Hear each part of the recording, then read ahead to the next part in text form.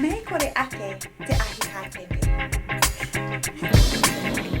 Te he kore koe e whai wahine.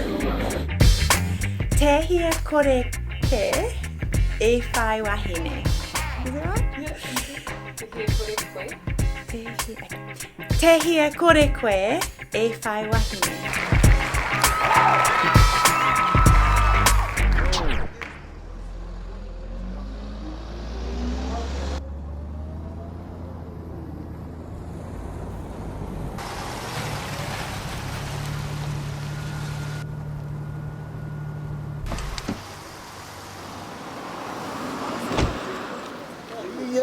E kahi!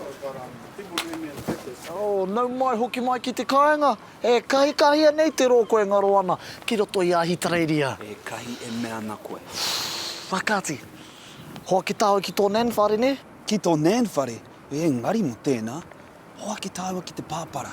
Kia ki te anō aku karu i te atāhua o te wahine Māori. E kahi e, kuware ake nei. No hea te wahine Māori, e huri ai ki a koe i tēnā hāte mau nā koe. Tai hoa o kōmataka whetero mai ki au. Ei, kahi, koe nei te karawhiu i ā-ipurangi e hoa. Mō te puapua i te wahine ka hore he painga. Mai kore ake te ahi kai hepe. Mo te kaupare wahine, ka hore he painga i tēnā hāte. Kuhuna rōtia e kahi, kuhuna rōtia. Te hia kore nei koe whai wahine i ā-ipurangi.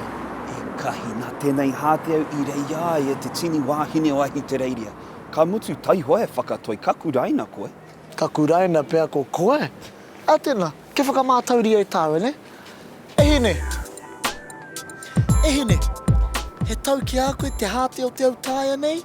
Ka hia tū koe i te pai o te hāte?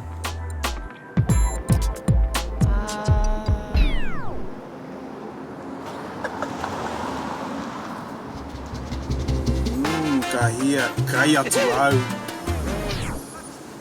Ki tō nanwhare.